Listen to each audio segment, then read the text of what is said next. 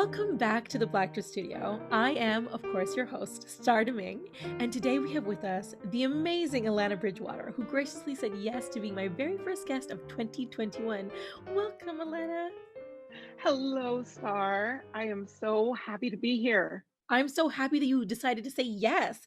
I mean, we've known each other for such a long time, but now everybody else is going to get to know my friend, Alana Bridgewater. Can I just say, like, for the record, that your hair is popping? I gotta say it, like, I again. will take that compliment. I got a curly haircut. I love it. I will take that. Thank you very much. It felt really weighted and long and not doing anything for anybody, including Yeah. myself. That's the reason I literally combed my wig for you. Because I was like, I know you're gonna have curls and I'm gonna need some too. Because if you see me dry, pick your head right, I know. Oh, I knew I was gonna be on this today, so I decided to wash the wig and style and it. it looks wonderific. It's important, you know. You know, it is I important. only I only get this now. Like that's all. That's all we get. But I'm not gonna Mhm. lie, it's not bad. Don't you say? No, it's true. It's You so feel true. like you can do anything. You can eat anything. Absolutely. There might be some food eaten during this interview, trust me. Before we go there, where were you born? Oh my goodness, like we're going way We back, go back, all the way back, back, back, back, girl. back, way back. Yes. Um, so I was born in a little city. It was probably a town back then called Newmarket, Ontario. It was a very small town, and we moved very quickly to the West End Okay. It was like to be very. with like people that look like us. What do your parents do? So my mom was an RNA. She's retired, long since retired. She had me at 40. So I've known Yes, her mommy. more not working than working now at this point in my life. She's 87. So Wow. one of the things that she said to me was, you know, my mind feels the same, but my body doesn't catch up to where my mind is. So we've been getting a lot of stories down. Do you have any siblings and how many? A Oh. loaded question, Star. You know I'm black. You know what that means. It means that there's some here and there's some other over there. That is a Okay. loaded question. Apologies. Apologies. Okay, so my mother had six of us. Okay. I'm the youngest of six on my mother's side. But then I do have a relationship with some of the siblings on my father's side, and there were almost 50 of them. So there you go. 50? 50. He was trying to populate Newmarket. No, he was populating the Bahamas. So my background is Bahamian and Jamaican. Right on. And so he was trying to make a whole other island. Pretty much. He's like one of the forefathers. What was your family life like? It was great. I had a really great childhood.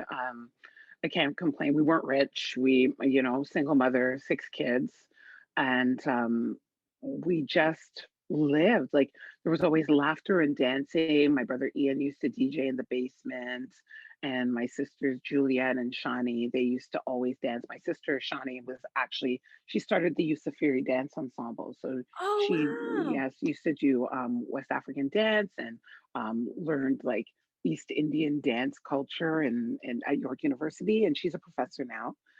Fantastic. So I always had like really strong, amazing people around me. Where did you go to school?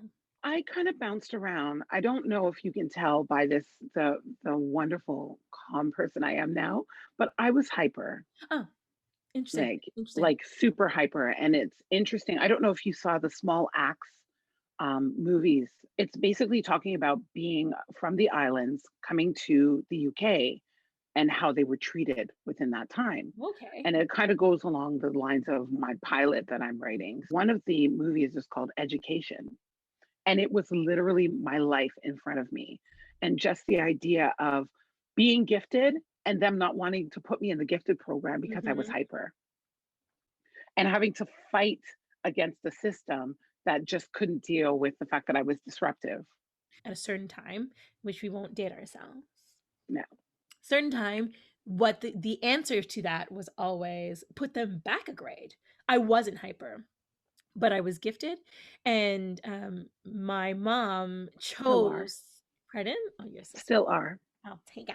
My mom chose to keep me back because of the teacher that was teaching me in the grade that was saying maybe we should put her in a higher grade, because that teacher fostered a great relationship with me and she didn't want to take me away from that teacher. So there's many Right. different ways and reasons why I think people get held back or put in situations. Though you were bounced around, clearly God knew more than anybody else where you were going to end up.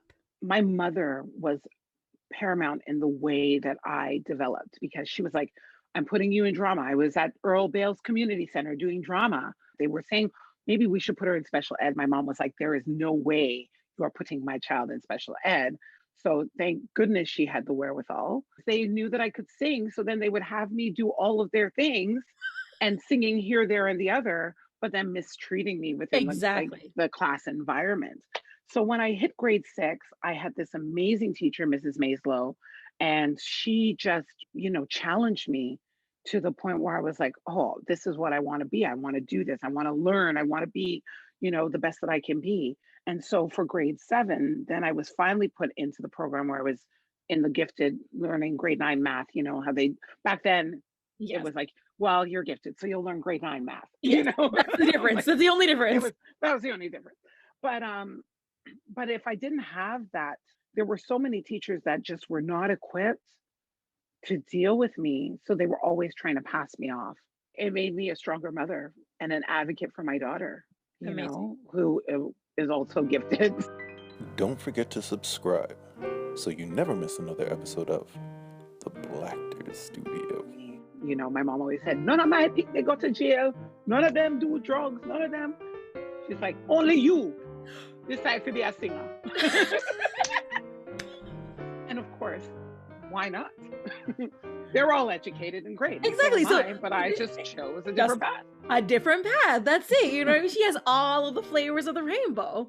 Even Absolutely. the amazing Alana Bridgewater, singer, actor extraordinaire. Yeah.